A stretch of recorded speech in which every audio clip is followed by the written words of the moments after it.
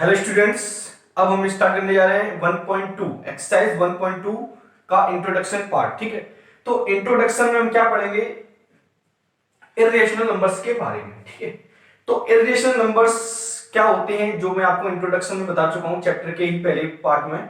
अगर आपने नहीं देखा हो तो उसको प्लीज देख लीजिए, कम से कम उसको एक बार वीडियो को जल्दी से देख लीजिए, जिससे कि आपको क्लियर हो जाएगा। फिर भी मैं आपको एक बार इर्रेशनल नंबर्स के बारे में बता देता हूं। ठीक है, तो इर्रेशनल नंबर्स क्या होते हैं देख लेते हैं। तो इर्रेशनल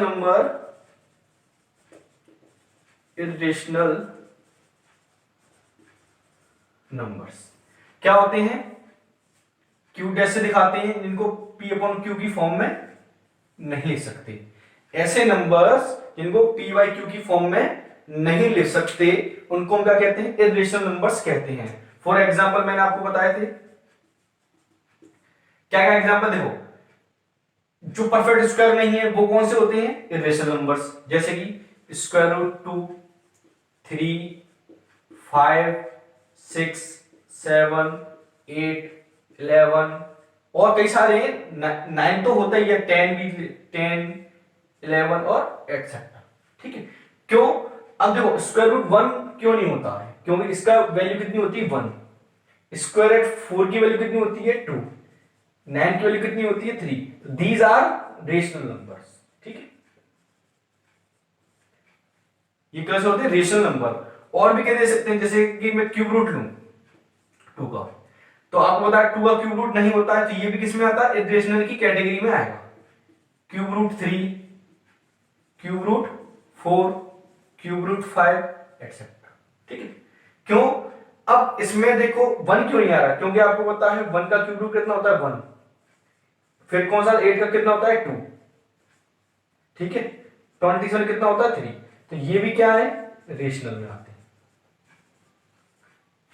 मतलब अगर आप square root and cube root में लिख रहे हैं तो उनका perfect square root and cube root नहीं होना चाहिए। तो ऐसे नंबर्स को हम क्या कहते हैं?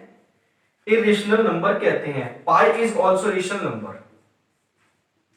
Pi is also irrational number. ठीक है, अब इसके बारे में आपको एक बताता हूं चीज।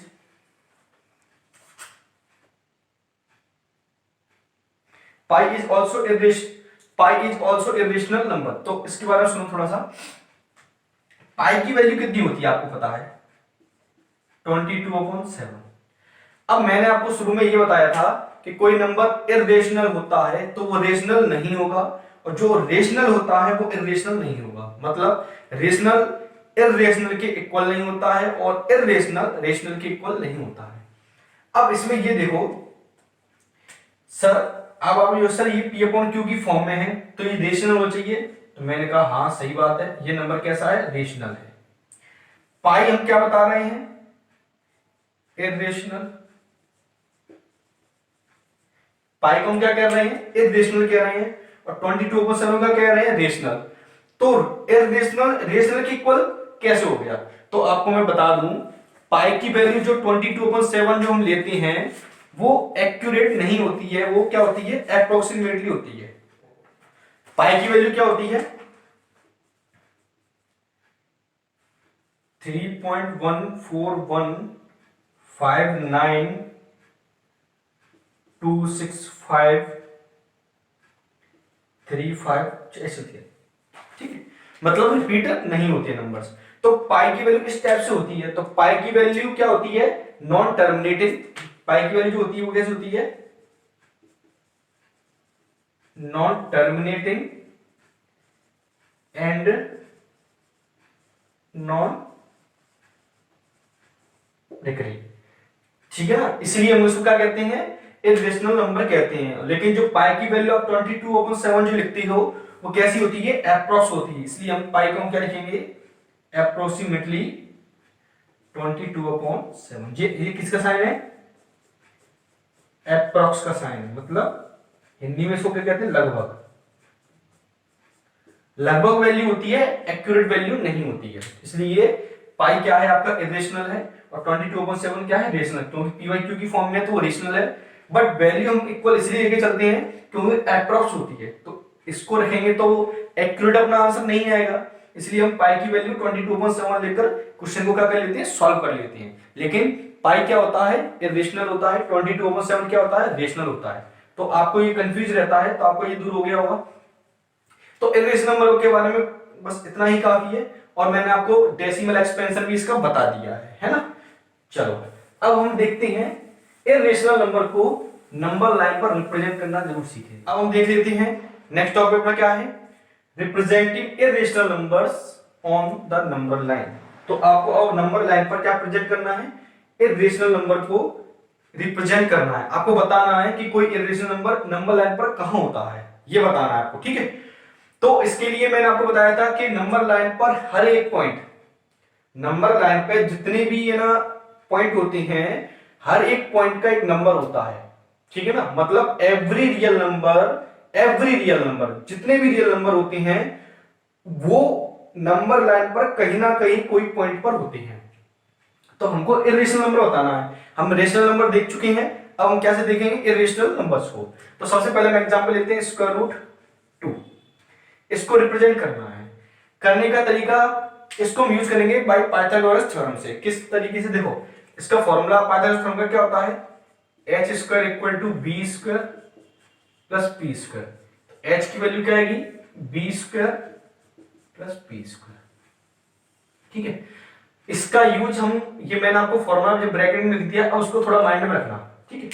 मतलब ये है, आपको पता है जो इरेशनल नंबर होते हैं उसको हम स्केल पर तो मेजरमेंट कर नहीं सकते, इसलिए स्क्वायर रूट 2 की जो डिस्टेंस है उसको लेने के लिए हम पाइथागोरस थ्योरम का यूज करेंगे और राइट एंगल ट्रायंगल बनाएंगे, ठीक है। पूरा वीडियो पहले देख लेना, इसके बाद आपको पूरा चीज क्लियर हो जाएगी, बिल्कुल भी कंफ्यूजन नहीं रहेगा। इसलिए प्लीज आप पहले उस पूरे वीडियो को एंड तक देखें, तब आपको बिल्कुल अच्छे से समझ में आ जाएगा कि इनको रिप्रेजेंट करते कैसे हैं। तो हम देखते हैं। तो अब मैं स्क्वायर रूट 2 को क्या लिखूंगा, देखो इसको लिखूंगा मैं 1+1, है ना। 1 को क्या लिख सकता हूं, 1 square plus 1 square, means that ये बेस हो गया 1, परपेंडिकुलर कितना हो गया 1। तो देखो कैसे करते हैं, पहले देख लो एक बार, 0 1 और 2, ठीक है, 0 1 और 2। तो आपको क्या करना है, बेस कितना लेना है, 1। तो स्टार्टिंग कहां से करते हैं, 0 से चेक करते हैं। तो यहां से यहां तक ये कितना हो गया आपका 1, ये डिस्टेंस कितनी हो गई 1। परपेंडिकुलर कितना लेना है यहां से, 1 परपेंडिकुलर लेना है, ठीक है ना। आप लाइन सीधी स्केल से बनाएंगे, जितनी डिस्टेंस ये है उतनी डिस्टेंस ये होनी चाहिए, ठीक है। तो अब मैंने इसको पॉइंट मान लेता हूं मैं बी, इसको मान लेता हूं ए, ये पॉइंट अपना हो गया ओ। अब जब मैं इसको इससे ज्वाइन करूंगा तो ये कुछ डिस्टेंस होगी, वो कितनी होगी, देखो। अब इस पूरे को, ये जो दिख रहा है आपको, इसको इससे मैच करा, देखो इसमें क्या दिख रहा है आपको, h की जगह कितना है, स्क्वायर रूट 2, b की जगह कितना है 1, p की जगह कितना है 1। इसका मतलब ये है, दैट मींस अगर आपने बेस 1 लिया है, परपेंडिकुलर 1 लिया है, तो इसका जो हाइपोटेन्यूज होगा वो कितना होगा, स्क्वायर रूट 2, ठीक है। बेस 1 है, परपेंडिकुलर 1 है, तो उसका क्या होगा, हाइपोटेन्यूज रूट 2 होगा। तो हमें O से A तक, मतलब OA डिस्टेंस जो होगी वो क्या होगी, रूट 2 होगी, क्योंकि आपको पता है रूट 2 की वैल्यू तो जल्दी चली आती है, इसलिए इसके से डिस्टेंस ले नहीं सकते, इसलिए डिस्टेंस निकालने के लिए ये सब करना होता है। लेकिन हमें रिप्रेजेंट क्या करना है रूट 2 को, इस नंबर लाइन पर, किस पर, नंबर लाइन पर। तो क्या करेंगे, O से A तक की क्या लेंगे, कंपास से डिस्टेंस लेंगे। आपको कंपास भी लेकर रखना है, तो यहां रखेंगे, पेंसिल को यहां पे रखेंगे, OA डिस्टेंस लेकर यहां पे क्या लगा देंगे, ऐसे आर्क, मतलब आप ऐसे क्या लगा दोगे, आर्क, यहां से होते हुए ऐसे आर्क लगा दोगे, आर्क लगा दोगे। तो इस नंबर लाइन को जिस पॉइंट पर कट करेगा, ठीक है, वो पॉइंट आपका क्या होगा, स्क्वायर रूट 2 होगा। इस पॉइंट को क्या ले लेते हैं, P। तो आपको दिख रहा है OA equal to OP equal to square root 2, मतलब ओ से पी तक की जो डिस्टेंस होगी वो क्या होगी, √2 होगी। ओपी कितना होगा, √2। ठीक है, √2 की वैल्यू होती है 1.414, लगभग 1.4 होती है। तो जब आप यहां से यहां तक डिस्टेंस मेजर करोगे ना, आप नापोगे ना, तो 1.4 के लगभग आ जाएगी। ठीक है, आप ऐसे अपन चेक भी कर सकते हो। तो अब आपको ये तरीका थोड़ा सा समझ में आ गया होगा। एक और एग्जांपल लेते हैं, पूरा वीडियो देखना, कोई दिक्कत नहीं है। अगर आपको इतना नहीं समझ आया है तो आप वीडियो देख रहे हैं तो आप पीछे जाकर फिर दोबारा से इसी चीज को देखो, तो आपको माइंड में क्लियर हो जाएगा हाँ क्या कर रहे हैं सर। ठीक है, और एग्जाम्पल देखो कैसे करते हैं। तो ये तो हो गया, मतलब आपको क्या करना है, पाइथागोरस थ्योरम का यूज करके कुछ बेस लेना है, कुछ परपेंडिकुलर लेना है। जब उसको ज्वाइन करोगे तो आप जो स्क्वायर रूट वैल्यू निकाल रहे हो वो आ जाएगा करेगी। मतलब ये है, जब भी कोई वैल्यू निकालोगे आप तो कुछ बेस लेना पड़ेगा, कुछ परपेंडिकुलर लेना पड़ेगा। अब वो कितना लेना है वो आपको मैं सिखा देता हूं। देखो, अब मैं कुछ एग्जांपल लेता हूं आपके सामने कि कौन सा स्क्वायर रूट नंबर आएगा तो उसको कैसे बनाना है। ठीक है, तो देखो सबसे पहले स्क्वायर रूट 2, देखो स्क्वायर रूट 1 2 3 4 5 6 7 8 9 10 11 12 13 14 15 16 17। तो ये मैंने इतने सारे नंबर लिख लिए हैं। अब इनमें से कुछ रेशनल है, कुछ इरेशनल। देखो जैसे कि ये, इसकी वैल्यू कितनी होती है 1, ये रेशनल है, ये रेशनल है, इसकी वैल्यू कितनी होती है 2। स्क्वायर रूट 9 की वैल्यू कितनी होती है 3, इसकी वैल्यू कितनी होती है 4। मतलब जो मैंने मार्क किया है, जो गोला लगाया है, जो राउंड लगाया है, उनको छोड़कर सभी वैल्यू कैसी हैं, इरेशनल नंबर हैं। मतलब √2 √3 5 6 7 8 10 11 ये सब कैसे नंबर आपके इरेशनल नंबर हैं। तो आपको ये ध्यान रखना है। अब नंबर लाइन में जैसे बनाऊं मैं आपके सामने, मैंने नंबर लाइन बनाई, ठीक है, 1 2 तो इसका मतलब ये है जो √2 और जो √3 नंबर आएगा वो किन के बीच में आएगा, 1 और 2 के बीच में, 1 एंड 2 के बीच में। ये नंबर लाइन समझ, ये एक तरह की नंबर लाइन है। मतलब जब हम √2 √3 बनाएंगे तो 1 और 2 के बीच में आएगी। वो कितनी आएगी वो मैं अभी बताता हूं। मतलब √5 √6 √7 और √8 आएगा, किन के बीच में आएगा, 2 और 3 के बीच में आएगा। √3 और 4 के बीच में कौन से नंबर आएंगे, ये सब नंबर आएंगे। अब वो कैसे आएंगे उसको मैं दिखा देता हूं। देखो, हमें सिर्फ किस चीज को बनाकर देखना है। अगर 1 की नियरेस्ट क्या है 2, 5 के नियरेस्ट क्या है 2, 2 के नियरेस्ट 1 है, √5 के नियरेस्ट 2 है, 10 की क्या है 3। मतलब ये है, सबसे पहले आपको √2 का आना चाहिए, उसके हेल्प से क्या बनेगा, √3 बनेगा। इसमें √5 का आना चाहिए, उसकी हेल्प से √6 7 8 बनेगी। √10 का आना चाहिए, उसकी हेल्प से 11 12 13 14 15 बनेगी। मतलब ये है, आप जो भी स्क्वायर रूट वाला नंबर बना रहे हो उससे पहले वाला आपको आना चाहिए। अगर मैंने आपसे बोला कि √14 बनाना है तो √13 आना चाहिए। अब √13 बनाना है तो √12 आना चाहिए, √12 बनाना है तो √11 आना चाहिए, √11 बनाना है तो √10 आना चाहिए। लेकिन मेन इसमें कौन सा है, ये वाला √2 √5 √10। तो √2 का मैंने बता दिया। अब √5 का कैसे बनेगा, देखो देखो, जो हम बेस और परपेंडिकुलर ले रहे हैं, हमें कुछ बेस चाहिए कुछ परपेंडिकुलर चाहिए। तो एक बात ध्यान रखो, हमेशा एक बात ध्यान रखा करो, कोई कंफ्यूज होने की जरूरत नहीं है बिल्कुल भी। बस एक छोटी सी बात ध्यान रखो, अगर आपको मैं छोटा सा हिंट बताऊं तो हमेशा परपेंडिकुलर 1 होता है। पहला आप जो बना रहे हैं वो हमेशा परपेंडिकुलर कितना लेते हैं, 1 लेते हैं, हमेशा ध्यान रखो। ठीक है, परपेंडिकुलर कितना लेते हैं, हमेशा 1 लेते हैं। बेस कितना लेना है, जो उसके जो बगल वाला हो उतना क्या लेना है, आपको बेस ले लेना। मतलब √5 √6 √7 √8 इन सबका बेस कितना होगा, 2 होगा। √10 √11 इन सबका बेस कितना होगा, 3 होगा। ठीक है, अब वो कैसे देखो, √5 का नियरेस्ट नंबर ऐसा कौन सा लेना है जिसका स्क्वायर होता है, तो किसका होता है 4 का, तो उसको लिखेंगे 4 + 1। ये कितना आएगा 2 स्क्वायर + 1 स्क्वायर। तो इसका मतलब क्या निकला, 2 कितना हो गया बेस, 1 कितना हो गया परपेंडिकुलर। ठीक है, बहुत सिंपल ट्रिक बता रहा हूं आपको, कोई दिक्कत नहीं आएगी। अब मतलब बेस कितना लेना है 2, 1 कितना लेना परपेंडिकुलर। कहां से लेंगे स्टार्टिंग करते 0 से, तो यहां से यहां तक क्या हो गया अपना बेस 1 का क्या लेना है परपेंडिकुलर। 1 मींस कोई भी 1, अगर आप इनको सेंटीमीटर ले रहे हो तो सेंटीमीटर में ले लेना, अगर आप इनको इंचेस में ले रहे हो तो इंचेस में ले लेना। ठीक है, डिस्टेंस सब एक जैसी होनी चाहिए। अगर सेंटीमीटर में ले रहे हो तो आप सेंटीमीटर ही मेजर करोगे। ठीक है, तो ये यहां तक हमने 2 ले लिया क्या बेस, तो 1 क्या ले लेंगे इसमें, 1 क्या लेंगे इसमें परपेंडिकुलर। तो मतलब ये कितना हो गया परपेंडिकुलर, इसको ओ ए, ये बी, ये ओ और ए, तो ओ से ए तक की जो डिस्टेंस होगी वो कितनी होगी स्क्वायर रूट 5। मतलब ये क्या होगा आपका हाइपोटेन्यूस। इस फॉर्मूले को ध्यान रखो इस तरीके से, मतलब ये यहां से यहां तक 2 है और ये कितना है 1, तो ये कितना होगा स्क्वायर रूट 5।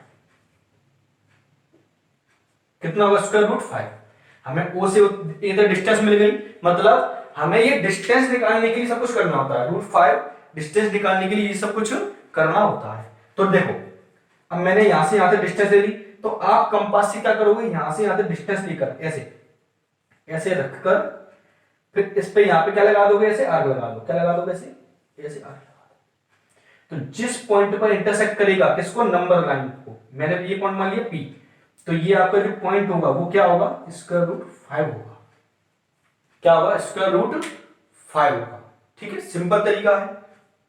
अब जैसे आपको रूट 10 का बनाना है, तो रूट 10 का बनाना है तो रूट 10 को क्या लिखूंगा मैं, 10 की नियरेस्ट क्या है 9, तो उसको लिखूंगा 9 प्लस 1, 3 स्क्वायर प्लस 1 स्क्वायर। तो अब आपने देखा ये क्या हो गया बेस, ये क्या हो गया परपेंडिकुलर, और ये क्या हो गया आपका हाइपोटेन्यूस पूरा। इसमें क्या कर देंगे हम, 3 का बेस ले लेंगे पूरा, वर्ग का परपेंडिकुलर, जब ओ को ए इससे मिलाएंगे तो ये डिस्टेंस क्या हो गया स्क्वायर रूट 10 होगी, और इसको यहां से क्या कर देंगे डिस्टेंस लेकर ऐसे काट देंगे, और जिस पॉइंट पर काटेगा वो क्या होगा आपका, क्या होगा स्क्वायर रूट 10। तो अब मेरे ख्याल से आपको क्लियर 50% क्लियर हो गया होगा। बाकी सब पूरी करने के लिए आपको प्रैक्टिस करनी होगी। देखो मैथ ऐसा नहीं है कि बता दिया एक बार में हो गया, नहीं, सिर्फ आप अभी सीख रहे हो।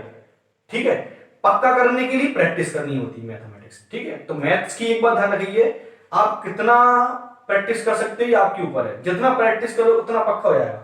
अभी मैं सिर्फ आपको कॉन्सेप्ट क्लियर करा रहा हूं मैं कि एक्चुअली में ये ऐसे होता कैसे है। जब आप इसको पूरा रीड कर लोगे, समझ लोगे, फिर आप खुद प्रैक्टिस करोगे तो बिल्कुल माइंड में बिल्कुल सेट हो जाएगा। ठीक है, तो ये समझ में आ गया, पर अभी कुछ रह गया। अब जैसे रूट 2 का आपने बता दिया सर, रूट 5 का बता दिया, रूट 10 का बता दिया, लेकिन हम जब बाकी कैसे बनाएंगे, तो बाकी बनाने के लिए आपको सिर्फ इतना काम करना है कि जो भी आपने बनाया है उस पर 1 वर्ग का क्या लेना है परपेंडिकुलर लेते जाना है, बस बाकी सब आपके बनते जाएंगे। कैसे वो देखो, जैसे आपने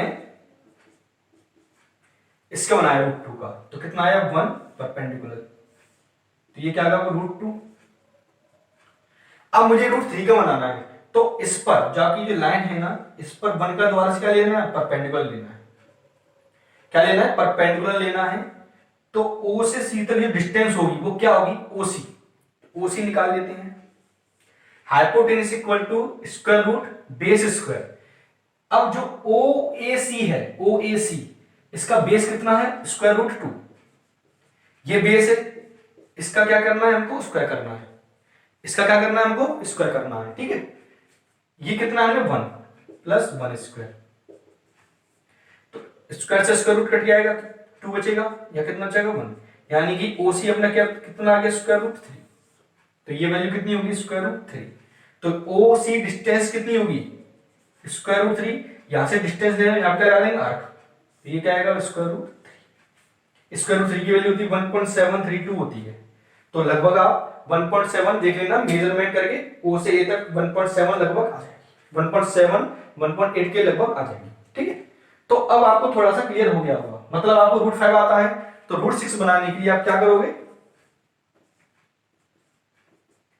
रूट 5 का ये रहा, रूट 6 का बनाना है तो √6, इस पर पर और डाल दो तो √7, इस पर पर और डाल दो तो रूट, डिस्टेंस लेकर यहाँ पे क्या लगाते जाओ, आर्क लगाते जाओ, ठीक है। यहां से यहां तक डिस्टेंस लेकर क्या लगाते जाओ, आर्क लगाते जाओ, उतनी डिस्टेंस आती जाएगी, ठीक है। तो अब मेरे ख्याल से आपको ये सब क्लियर हो गया होगा। बाकी थोड़ी बहुत भी जो कमी रह जाती है उसको करना कैसे एग्जाम में सर, सिस्टमेटिक कैसे करेंगे, वो मैं आपको पूरा एक्सरसाइज में करके दिखा दूंगा। जब एक्सरसाइज 1.2 स्टार्ट होगी तो उसके करके दिखा दूंगा, इसलिए आप इनको करने के लिए एग्जाम्पल देख सकते हो, ठीक है। तो एग्जाम्पल में क्वेश्चन दिए गए हैं, आप एग्जाम्पल को भी देख सकते हैं। एग्जाम्पल नंबर 3 और एग्जाम्पल नंबर 4, पेज नंबर 7, ठीक है। √2 √3, इसका पूरा सॉल्यूशन आपको दिया गया है सिस्टमेटिक, ठीक है, विद लैंग्वेज। तो मैं आपको फिर भी आपको प्रॉब्लम आ रही है तो मैं लैंग्वेज की एक्सरसाइज के अंदर पूरी करवा दूंगा कि कैसे करते हैं। तो मेरे ख्याल से अब इसको आपको पूरा क्लियर हो गया होगा, 50% तो क्लियर हो ही गया होगा। उसको पूरा 100% करने के लिए आप प्रैक्टिस करें, ठीक है। तो representing irrational number on the number line आपका ये हो चुका है, ठीक है। इसके बाद हम एक्सरसाइज 1.2 स्टार्ट करेंगे। इस वीडियो में इतना काफी है आज के लिए। तो अब हम देखते हैं एक्सरसाइज 1.2 देखेंगे, ठीक है। तो वीडियो पॉज करके आप पूरा नोट कर लीजिए, नोट करते जाया करिए जो भी मैं करा रहा हूं, नोट्स बनाइए अपने हाथों से खुद, ठीक है। तो इतना करने के बाद आज का सेशन यहीं पे समाप्त होता है। तो नेक्स्ट वीडियो में लेकर आएंगे एक्सरसाइज 1.2। अभी के लिए शुक्रिया, धन्यवाद।